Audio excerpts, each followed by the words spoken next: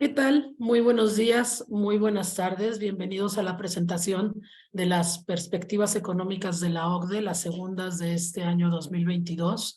Hoy nos acompaña Álvaro Pereira, que como saben es el economista en jefe interino de la OCDE, quien nos hará un panorama económico general de las perspectivas económicas, y también Alberto González Pandiella, que nos dará las perspectivas regionales, así como los economistas de los países de América Latina.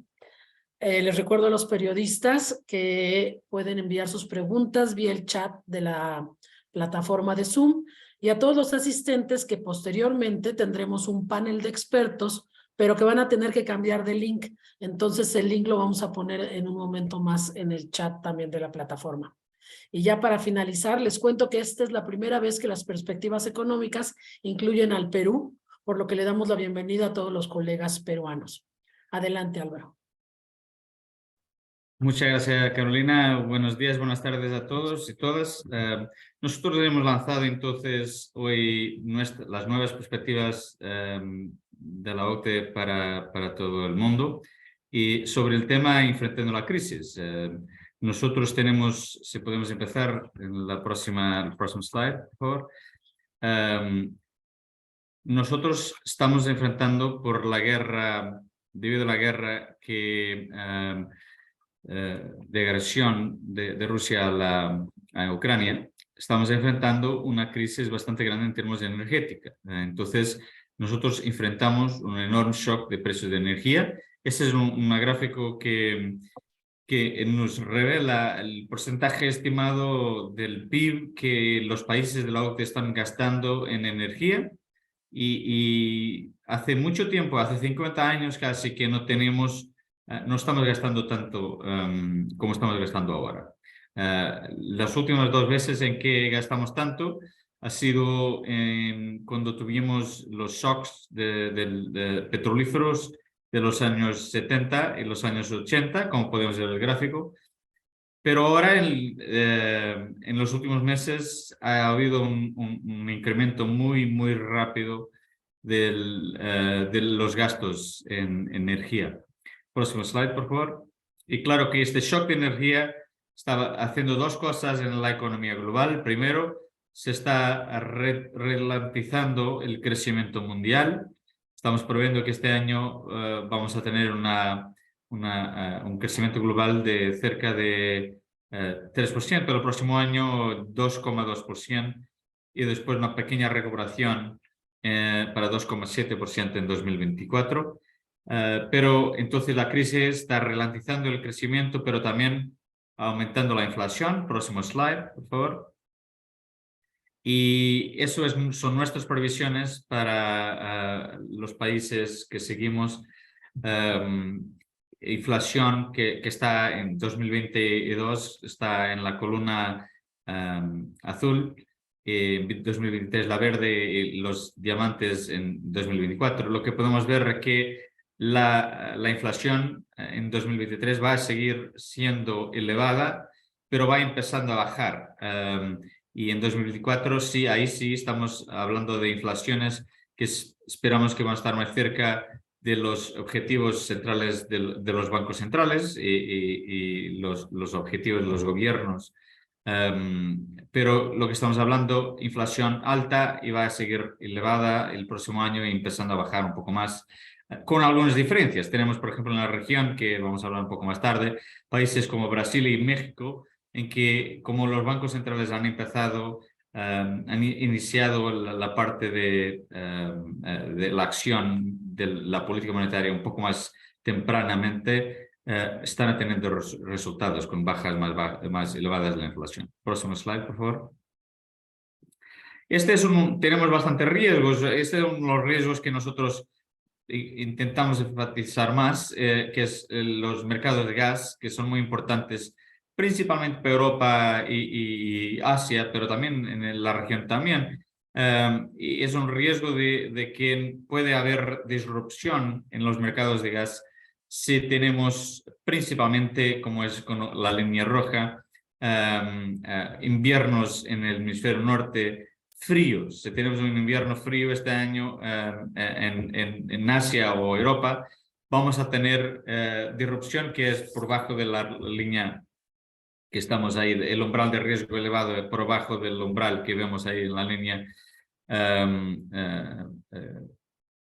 Si está por debajo, entonces estamos en riesgo elevado de interrupción, y si hay inviernos fríos, vamos a tener ese riesgo aún más pronunciado. Y si eso se pasa, lo que va a pasar es que vamos a tener aún más precios elevados o precios aún más elevados del gas y la electricidad, y eso va a poner aún más presión en todos los países, ya las familias que están luchando contra el aumento de los precios de energía y de la comida. Próximo slide. Hay otro riesgo que nos preocupa bastante, que es la inseguridad alimentaria, que es una amenaza en muchos países. Ahí está un gráfico de la FAO sobre eso, y que este riesgo ha aumentado más con la guerra. Ya era algo que estábamos preocupados en algunos países, pero ahora claramente ha aumentado la inseguridad alimentaria, y por eso es importante que pueda haber un poco más de cooperación internacional para combatir la posible hambre o disrupción alimentar en muchos países del mundo. Próximo slide.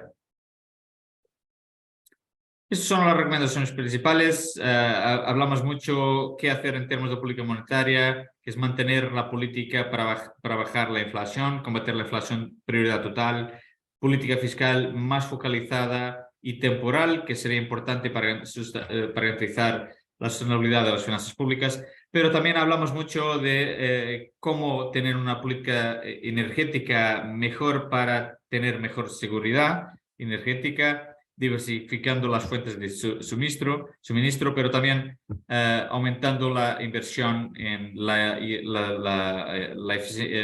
las tecnologías limpias y la eficiencia energética. Y después hablamos mucho que algunos de los temas que son importantes para la región: mantener los mercados abiertos, disminuir las brechas de género, que son muy grandes en muchos países, principalmente en términos de empleo, y también algo que yo pienso que dice mucho en la región, que es cómo podemos, como tuvimos con la pandemia, cerros de las escuelas durante mucho tiempo, cómo podemos recuperar el capital humano que hemos perdido en la pandemia, y cómo podemos invertir en los skills, en las cualificaciones y las competencias para minimizar los costes de la pandemia, pero también para mejorar la productividad de los países. Y con eso paso a Alberto para hablarnos un poco más de las perspectivas de la América Latina. Gracias. Sí, en las principales economías de América Latina estamos viendo que la actividad económica se ha mantenido en un tono positivo en lo que va de año. Hay una recuperación en el sector servicios, en el sector del turismo, y la mejora gradual también en las cadenas de suministro están dando impulso a muchas de las economías de la región, y estamos viendo tasas de crecimiento relativamente sólidas en muchos países dado el contexto económico global. Un ingrediente fundamental del contexto económico global es la alta inflación, y América Latina no es ajena a ese repunte de la inflación, como podemos ver en la siguiente slide, y vemos que la inflación, tanto la general como la subyacente, continúan elevados. En el gráfico de la derecha podemos ver que también las expectativas de inflación se encuentran fuera de los rangos objetivos de los bancos centrales en casi todos los países de América Latina. Y contener la inflación no es una prioridad solo desde un punto de vista macroeconómico, sino también desde un punto de vista de equidad, ya que, como observamos en el gráfico en la siguiente slide, el repunte de la inflación golpea particularmente a los hogares más vulnerables. Tenemos la línea continua en estos gráficos que muestra la tasa de inflación que afecta a los hogares de renta más baja, mientras que las líneas punteadas son las tasas de inflación para los hogares de renta más alta, y vemos cómo los hogares vulnerables son los que son más particularmente impactados, y eso se debe a la composición de su canasta de consumo. Y si vamos a la siguiente slide, en este contexto, si bien es un contexto positivo para el 2022, las perspectivas son menos optimistas para los próximos 2 años. Prevemos que las principales economías de la región crezcan un 3,4% este año, desaceleren hasta el 1,2% en 2023 y un 1,9% en el 24. Este crecimiento estaría ligeramente por encima del crecimiento en la media de los países de la OCDE, pero continúan siendo tasas de crecimiento demasiado moderadas para acelerar el proceso de convergencia hacia estándares de vida más elevados. Y en cuanto a nuestras predicciones de inflación, como vemos en la siguiente slide, esperamos que haya una moderación gradual a lo largo del 2023 y 2024. El próximo año, en la mayoría de los países, la inflación seguirá todavía estando por encima de los objetivos de los bancos centrales. Y en el 2024 ya vemos como en muchos países la inflación estará muy cercana a los objetivos de los bancos centrales. Esta desaceleración será posible gracias a la acción de los bancos centrales de la región, como vemos en la siguiente slide. Los bancos centrales en muchos de los países de América Latina reaccionaron de manera temprana, percibieron que la inflación ni era tan transitoria ni estaba tan limitada a unos pocos bienes y servicios como se creía, y actuaron rápido y en algunos países como Brasil, como Costa Rica, ya estamos viendo los frutos. Vemos ya la inflación comenzando a decelerarse. De cara al futuro, la política monetaria deberá permanecer restrictiva. En muchos países seguiremos viendo incrementos en las tasas monetarias en los próximos meses y vemos espacio para recortes a lo largo de 2023 o 2024 en algunos casos, pero en todos los países las tasas, sus niveles seguirán siendo relativamente elevados. Por el lado fiscal, muchos gobiernos pusieron en marcha medidas para mitigar el impacto de los precios energéticos y podemos decir que las medidas están funcionando, pero como vemos en la siguiente slide, tiene un costo presupuestario significativo en un contexto de espacio fiscal limitado. Por eso es importante, de cara al futuro, y dado que estamos en un contexto de altos precios energéticos que van a estar con nosotros durante algún tiempo, es importante focalizar esas medidas en los hogares más vulnerables. Y eso es particularmente relevante en América Latina, porque muchos países están en un proceso de recuperar espacio fiscal después de los programas de apoyo que se lanzaron durante la pandemia. Y al mismo tiempo la región tiene necesidades acuciantes de gasto en áreas como educación o protección social. Entonces, focalizar los apoyos y ampliar las bases tributarias, donde la región también tiene numerosas oportunidades, mejoraría las posibilidades para, por ejemplo, impulsar el gasto en educación y revertir el impacto que el cierre de las escuelas tuvo en la región. Y este proceso de recuperación del espacio fiscal, como vemos en la siguiente slide, sucede en un contexto de mucha incertidumbre y muchos riesgos. Las condiciones financieras para la región se están endureciendo y vemos, por ejemplo, como el costo de financiamiento de los gobiernos, que puede verse en la línea verde, está en tendencia creciente. Eso limita aún más el espacio fiscal y hace aún más importante la necesidad de focalizar el gasto y de ampliar las bases tributarias. Y en la siguiente slide, la política fiscal y la política monetaria tienen un papel fundamental para enfrentar la crisis, pero las políticas estructurales también tienen un papel clave y no deben quedar relegadas. Y hoy nos gustaría poner el foco en las políticas de competencia, ya que el grado de competencia en la región es relativamente bajo. Como vemos en el gráfico, hay los mercados están dominados por unos pocos grupos empresariales, y más competencia que se podría lograr mediante facilitando la creación de empresas y reduciendo las barreras comerciales, facilitaría precios más bajos para las familias y costos más reducidos para las pequeñas y medianas empresas, y algo también muy importante, ello se conseguiría con un costo fiscal limitado. Y ahora paso la palabra a Elena, que va a hablar de Argentina. Sí, pues en Argentina, tras la recuperación de 2021 y un buen comportamiento económico en la primera mitad de 2022, la situación económica ha ido empeorando desde las últimas proyecciones de junio de 2022.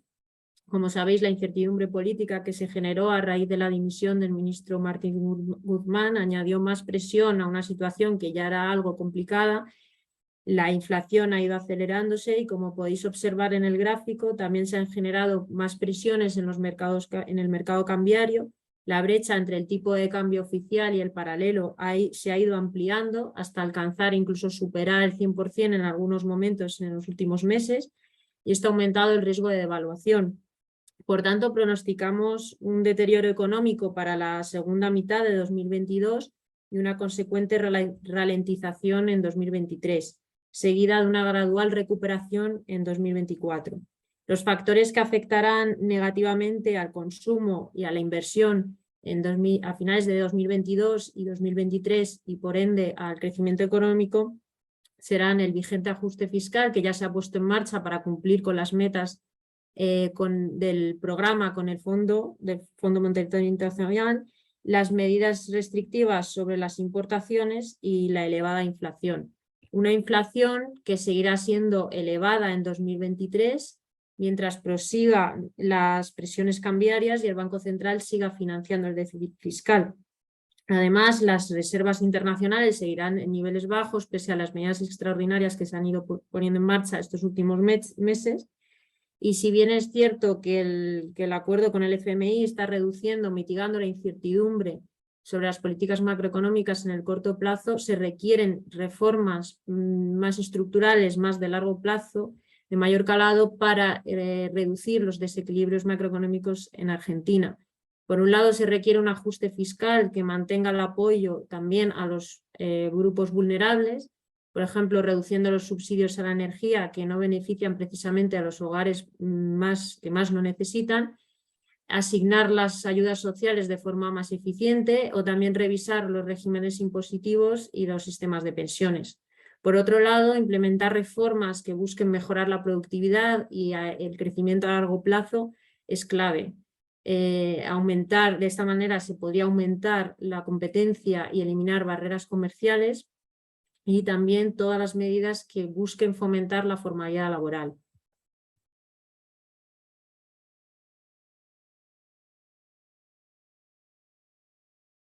Muchas gracias, Elena. Yo voy a hablar un poco de Brasil ahora y para aquellos que nos acompañan desde Brasil voy a cambiar al português. Então, o Brasil teve crescimento mais forte do que esperado no primeiro semestre deste ano e foi por isso que na OCDE revisamos nossas expectativas de crescimento para cima. E no mesmo jeito, o mercado de trabalho mostrou melhoras visíveis, com uma queda do desemprego e melhoras de salários importantes, como mostra a linha verde neste gráfico.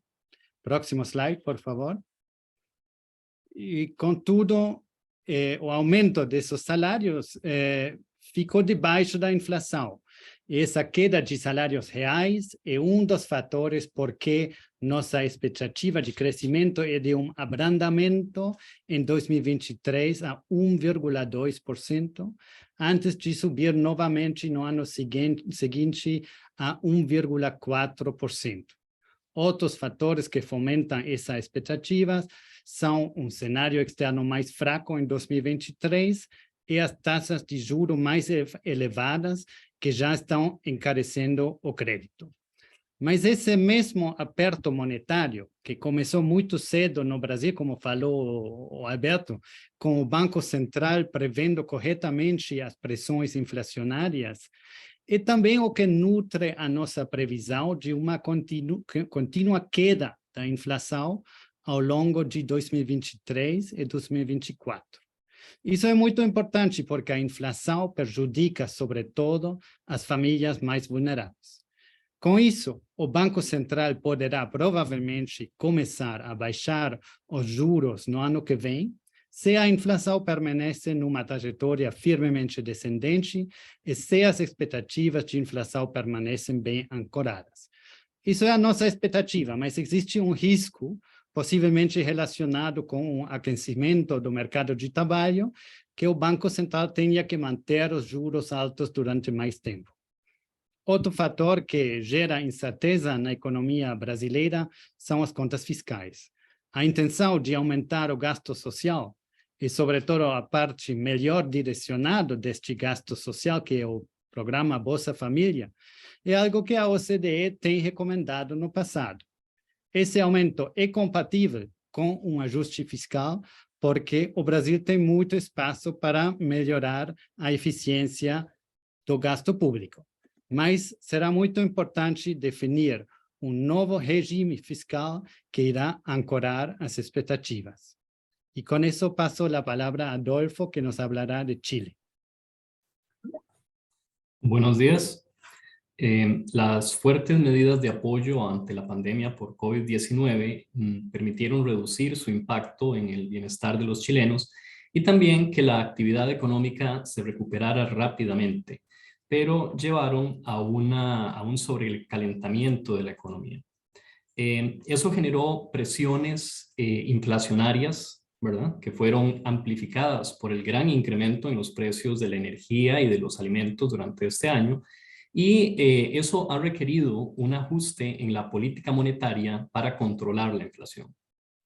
Así tenemos tres factores: el menor poder adquisitivo por la alta inflación, las tasas de interés más altas resultantes del ajuste de política y el retiro, la normalización de las medidas de apoyo por la pandemia han reducido el consumo de los hogares en 2022 y lo continuarán afectando durante parte de 2023. Además, las tasas de interés y la baja confianza empresarial por el entorno inflacionista van a desacelerar la inversión privada durante 2022 y 2023. Estos son los principales factores que nos llevan a proyectar una desaceleración del crecimiento en 2022 a un 1.9% y una leve contracción de medio punto porcentual en 2023. El crecimiento repuntará en 2024 a un 2.6%. Siguiente, por favor. Esperamos que la inflación continúe descendiendo y que, si bien seguirá relativamente alta durante el 2023, en promedio 6.9, se mueva hacia el rango de tolerancia del Banco Central en 2024. La política monetaria debe entonces continuar restrictiva mientras la inflación supere la meta. En el ámbito fiscal, tras un 2022 que muy probablemente termine con un superávit de 1.5% del PIB, para 2023 y 2024 se proyecta déficits moderados que no comprometerían la sostenibilidad de la deuda. Recordamos que se debe proseguir con una reforma hacia un sistema tributario que sea más progresivo y que permita asegurar cubrir la demanda de protección social y servicios públicos. No está de más recordar algunas de las recomendaciones de la OCDE para incrementar la productividad en Chile, como reducir las barreras a la competencia, impulsar la inversión en investigación y desarrollo, y también recordar los retos que hay adelante para cumplir con una ambiciosa meta de neutralidad en carbono en 2050, que incluye regulaciones más estrictas, mejorar las señales en los precios en el mercado y aprovechar un fabuloso potencial de generación de energía renovable en Chile. Pasamos a proyecciones de Colombia. Muy buenos días. En Colombia, como pueden ver en el gráfico, el PIB del último trimestre ya se encuentra bastante por encima de la tendencia de crecimiento antes de la pandemia. En total, esperamos que Colombia crezca en un 8% este año. El factor principal detrás de eso es el consumo, que ha sido sostenido por la recuperación del empleo, la creación de más empleos formales y un fuerte crecimiento de crédito de consumo. Para el 2023 y 2024, pronosticamos que el crecimiento se ralentice a entre un 1 y 2%. De cierta manera, eso es una normalización necesaria. Otro factor, sin embargo, es la inflación, que está elevada y hasta ahora no para de crecer. En el último mes, que es octubre, llegó al 12.2%. El contexto internacional ciertamente juega un papel ahí, pero la inflación en Colombia ya no se debe solo a los alimentos y la energía. La inflación subyacente, sin esos dos elementos, está en un 8.4% y las expectativas de inflación también están elevadas.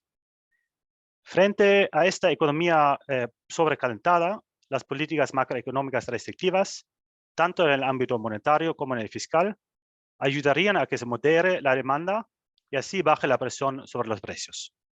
Los datos del último trimestre que se leyeron la semana pasada y que demuestran una caída del consumo desde niveles excepcionales son un indicador que podríamos estar entrando en esa fase de moderación.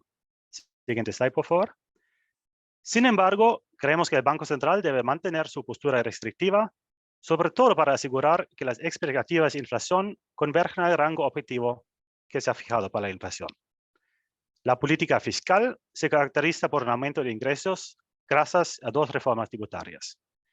Esto ayuda a disminuir el fuerte déficit fiscal, da una señal de compromiso con la sostenibilidad fiscal y a la vez mantiene un espacio fiscal para apoyar a los vulnerables. Reformas estructurales en varias áreas pueden llevar a la economía colombiana hacia un crecimiento más fuerte, inclusivo y sostenible. Ellos incluyen, por ejemplo, expandir la cobertura de pensiones y de transferencias monetarias para hogares en situación de pobreza y a la vez también bajar el costo de crear empleos formales. También vemos un espacio para reforzar la competencia, por ejemplo, eliminando barreras comerciales. Y finalmente, creemos que la transición ecológica global requiere, de una manera gradual, que se reduzca la dependencia que hoy en día tiene Colombia de petróleo y gas, y sobre todo que haya más inversión en energías renovables para ofrecer alternativas para el consumo de combustibles fósiles.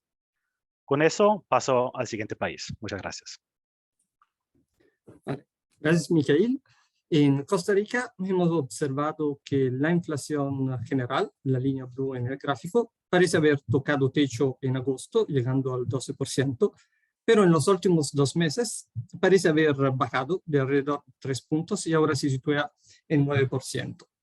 Esta bajada de la inflación general se debe a diferentes factores. Primero, el precio de las materias importadas, como petróleo, granos, que está bajando, pero también a la reacción pronta del Banco Central, que desde el diciembre de 2021 empezó a subir la tasa de política monetaria, la línea verde en el gráfico, que pasó de 0,75 en diciembre hasta 9% el pasado octubre. Eso ha contribuido al mismo tiempo a estabilizar el tipo de cambio, que en caso contrario, con una desvaluación habría amplificado la subida de inflación. Al mismo tiempo, justo junto a una ralentización global de la economía, está afectando la demanda interior, que está desacelerando. Esos factores nos hacen prever que el crecimiento del Producto Interno Bruto este año se situará en el 4,3%, ralentizará más en el próximo año, en 2023, hasta 2,3% para recuperarse en 2024. Observamos al mismo tiempo que hay una bajada también en la inflación subyacente, que es un indicador mejor del patrón de medio plazo de la inflación, que pero sigue a niveles elevados, en el 6% en octubre. Eso, por favor, si podemos pasar a la siguiente slide. Eso nos hace pensar que prever que la política monetaria tiene que mantenerse estricta, vigilar para que tanto la inflación general y las expectativas, que al momento están desancladas, se sitúen hacia el rango de inflación, de tolerancia de inflación del Banco Central, que es entre el 2 y el 4%. A nivel de política fiscal, Costa Rica se encuentra en una situación bastante compleja, entonces se tiene que seguir con una política fiscal prudente, con medidas que, por ejemplo, pueden ser muy centradas sobre los grupos sociales más vulnerables y de duración temporánea, y seguir con medidas que puedan mejorar su sostenibilidad fiscal, como por ejemplo una rápida implementación de la ley de empleo público que ha sido aprobada hace unos meses. Para, en cambio, mejorar a medio y largo plazo el crecimiento, Costa Rica tiene que seguir con su programa y estrategia de reformas estructurales. Esas abarcan varios campos, por ejemplo, la educación, donde podría reforzar la red de guarderías y aumentar las ayudas para los estudiantes con rezagos escolares. Eso ayudaría tanto a disminuir desigualdades en el campo de educación como a aumentar el crecimiento potencial, por ejemplo, permitiendo a más mujeres de participar en el mercado laboral. Luego, seguir con reformas que fortalezcan la competencia en los mercados donde todavía esta no esté asegurada, reducir el coste para establecer nuevas empresas y en el dominio del programa de la estrategia de descarbonización, es importante que Costa Rica se enfoque en reformar el sector de transporte. Y con eso paso la palabra a Alberto. Sí, muchas gracias. En México, los últimos datos de inflación señalan una leve desaceleración de la inflación general, lo cual son muy buenas noticias, pero la inflación subyacente sigue al alza y el Banco Central deberá continuar incrementando la tasa de referencia en los próximos meses. Si pasamos a la siguiente, por favor. México es uno de los países donde el crecimiento ha venido sorprendiendo al alza en este año. En los 3 trimestres para los que hay datos, el crecimiento fue relativamente robusto, y esto se relaciona en parte con la recuperación del sector servicios, que en México ha tomado algo más de tiempo, y también con el mejor funcionamiento de la cadena de valor y más disponibilidad de algunos insumos básicos para México, como son los semiconductores. Así que esperamos un crecimiento de 2,5% para este año, que es una revisión al alza con respecto a nuestra anterior previsión, y una desaceleración en el 2023 y un repunte hasta el 2,1% en el 2024.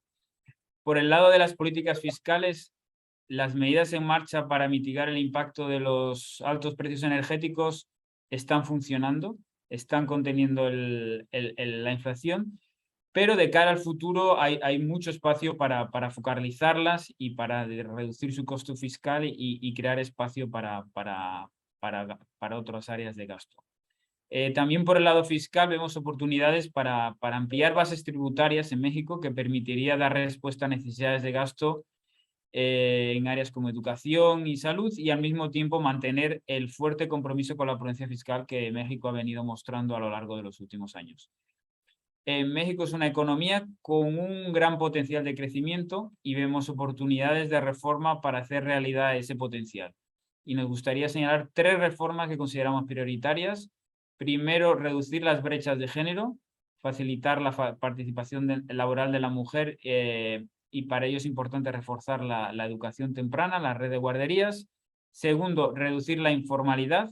Ahí hay elementos positivos, como la mejora de los mecanismos de resolución de conflictos laborales, que ya está en marcha, y que se podría complementar con una reducción de los costos para formalizar empresas, sobre todo a nivel de estados y a nivel de municipios. Y tercero, educación. Las escuelas en México estuvieron cerradas durante muchas semanas durante la pandemia, y reforzar la educación en primaria, en los niveles más tempranos de educación, ayudaría a mitigar el impacto del cierre, a reducir brechas y a que el crecimiento sea más robusto en el corto y medio plazo. Y paso la palabra a México a Paula para hablar de Perú. Muchas gracias. Por último, pero no menos importante, es un agrado presentar las perspectivas económicas de la OCDE para Perú por primera vez. En Perú, después de un buen primer semestre de 2022, la economía está mostrando claros signos de enlentecimiento. Luego de crecer un 13% en 2021, esperamos que la economía crezca 2,7% este año, 2,6% el año que viene y un 2,9% en 2024. En los próximos años el crecimiento va a ser influenciado positivamente por la producción y exportaciones del nuevo proyecto minero Quellaveco, junto a la recuperación del turismo. Sin embargo, la incertidumbre política, la todavía alta inflación y altas tasas de interés contendrán las decisiones de consumo e inversión, junto a un entorno internacional que es más complejo, afectando las exportaciones. La inflación en Perú ha comenzado a desacelerarse, así como las expectativas de inflación, y esperamos que esto continúe así para alcanzar el objetivo del Banco Central en el transcurso del 2024. Existen diversos riesgos alrededor de estas proyecciones, algunos que son domésticos, como la incertidumbre política y una inflación que podría llegar a ser más persistente de lo que estamos previendo, y por otro lado los riesgos globales relacionados con la política monetaria de Estados Unidos y la economía china. Siguiente, por favor. En términos de políticas públicas, el Banco Central de Perú ha incrementado las tasas rápidamente, que está dando sus frutos, y creemos que el Banco Central ha llegado al fin del aumento del ciclo de estas tasas, y deberá mantener las tasas en ese nivel hacia 2024 para asegurarse de reanclar las expectativas y reconducir la inflación a su objetivo. En términos de la política fiscal, se deberá continuar cumpliendo con las reglas fiscales, como es la trayectoria conocida de Perú, para asegurar la sostenibilidad de las finanzas públicas, pero será necesario mejorar la eficiencia del gasto para generar espacio fiscal y una reforma tributaria para incrementar los ingresos tributarios y lograr cerrar las grandes brechas que existen en términos de gasto social, de bienes públicos y de infraestructura. Y debido precisamente a las perspectivas de bajo crecimiento y bajo crecimiento potencial y alta pobreza, las reformas estructurales deberán priorizar aumentar la productividad, la inversión, disminuir la pobreza y las desigualdades. Estas reformas deberían enfocarse en mejorar el ambiente de negocios, la capacidad del Estado, bajar la informalidad, aumentar el acceso a educación de calidad para todos. Y en la slide pueden ver enumeradas algunas de esas prioridades que creemos que son necesarias implementar para lograr mejores niveles de vida para todos los peruanos.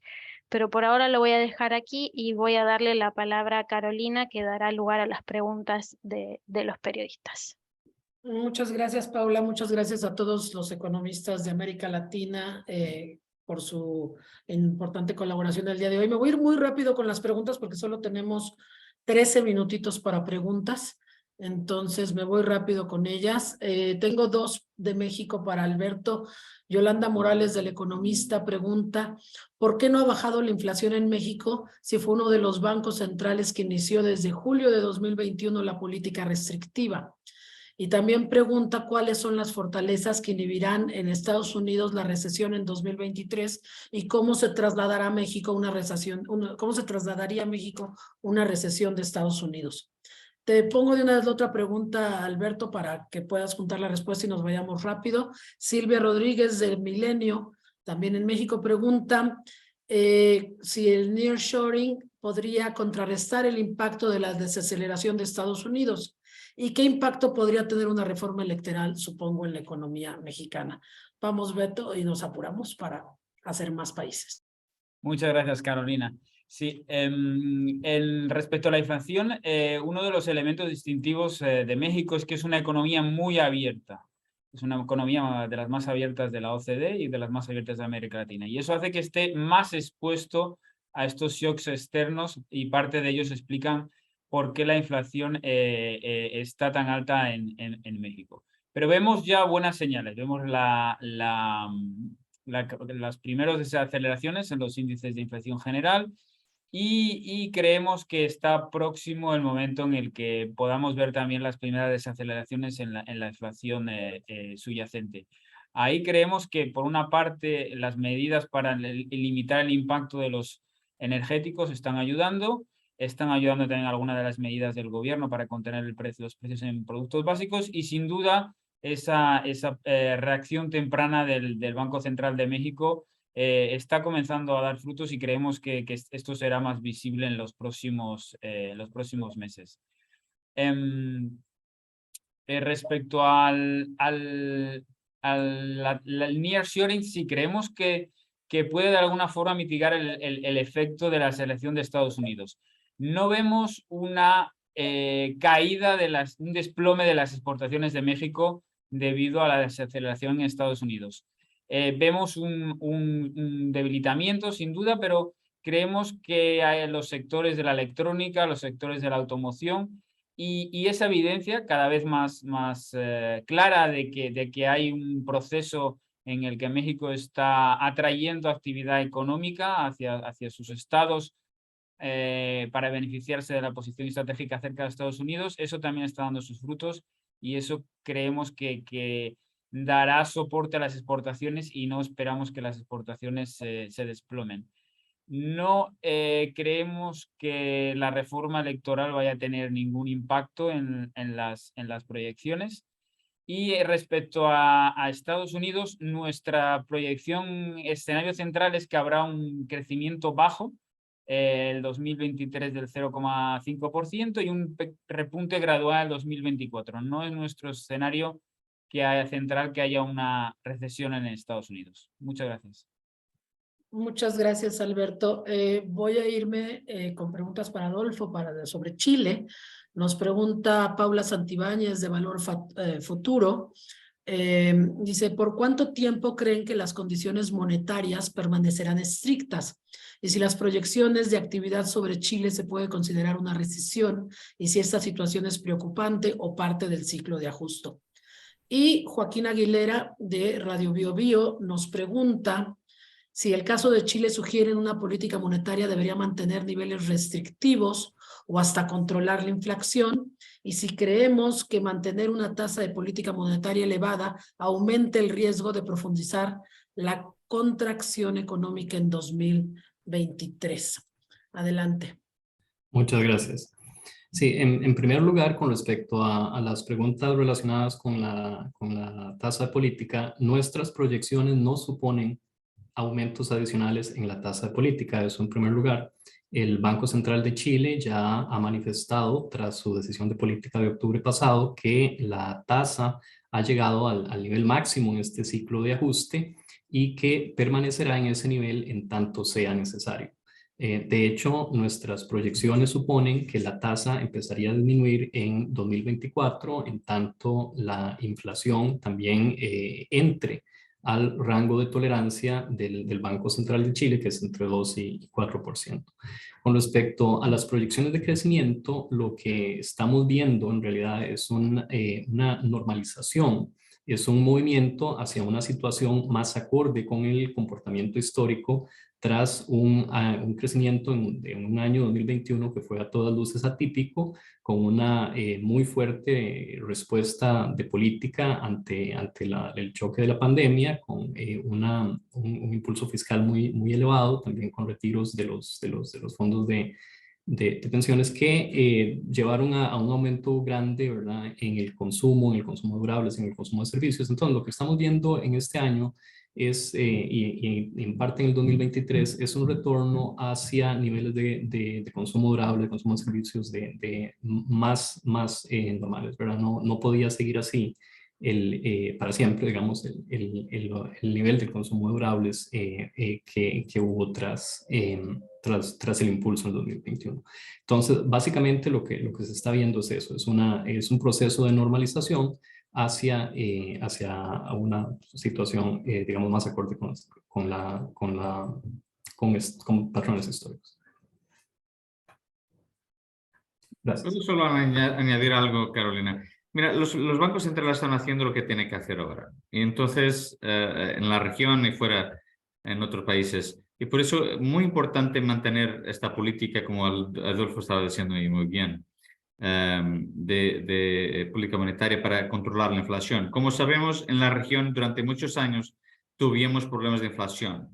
Y yo pienso que los bancos centrales de la región entienden eso muy bien, mejor que los otros bancos centrales. Y por eso hemos visto decisiones con bastante determinación. Pero los resultados, los frutos, yo pienso que estamos empezando a verlo no solo en Brasil, en México, pero vamos a empezar a verlos también en otros países, incluso en Chile. Pero solo eso quería decir, que los bancos centrales están haciendo lo que se tiene que hacer ahora para controlarnos el principal mal que tenemos por la frente, que es la inflación. Gracias. Gracias, Álvaro. Tengo una pregunta más de Edwin Yesir, pero no me dice de qué medio es, pero me dice que es de Colombia y me pregunta si la restricción planteada por el nuevo gobierno de Colombia en la explotación de hidrocarburos puede agravar el riesgo de decrecimiento de la economía y el aumento de la tasa de cambio. Sí, muchas gracias. Como dije en la presentación, la transición verde, que es un fenómeno global, creemos que para Colombia lo más importante es pensar de ese lado de crear alternativas, sobre todo para el consumo, ¿no? De ofrecer alternativas en energías renovables, desarrollar redes de electricidad para transmitir esa energía, y así ayudar a bajar las emisiones en el país. Mientras que eso se empiece, que se dé seguridad a dónde va el camino, se den los incentivos para los hogares y para las empresas, también eso es un factor que va a crear inversión en el futuro. Obviamente hay que balancear eso con la situación actual, donde hay una fuerte dependencia, ¿no?, de Colombia en sus cuentas externas y fiscales de los los hidrocarburos.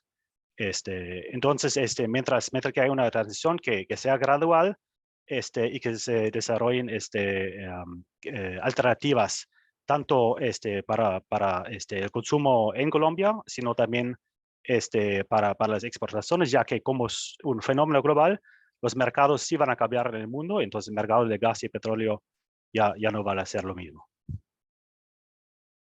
Muchas gracias. Voy a aceptar una última pregunta porque nos tenemos que ir al otro evento.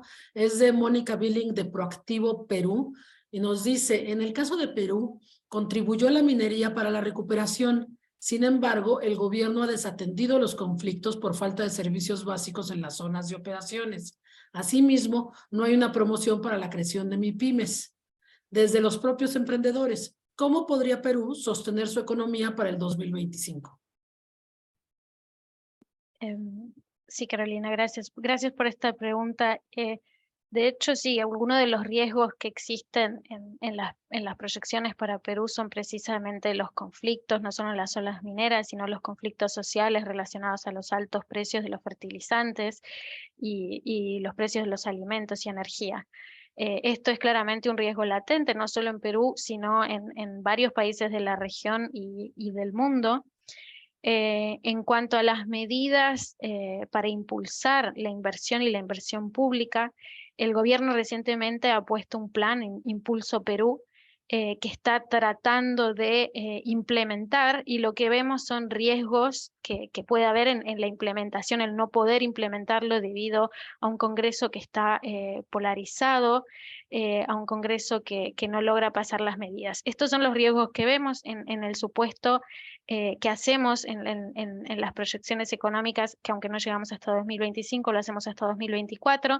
Creemos que algunas de estas medidas se van a aprobar y que van a permitir sostener el crecimiento de la inversión y por lo tanto el crecimiento del empleo y del PIB.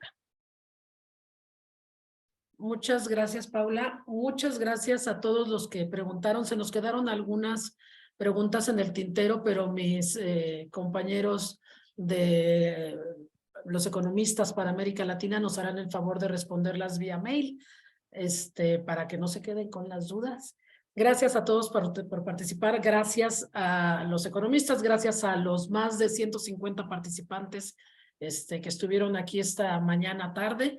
Váyanse a la otra reunión de Zoom. Ya les dejamos por ahí el link y pues hasta la próxima. Nos vemos en 6 meses. Que tengan buen día.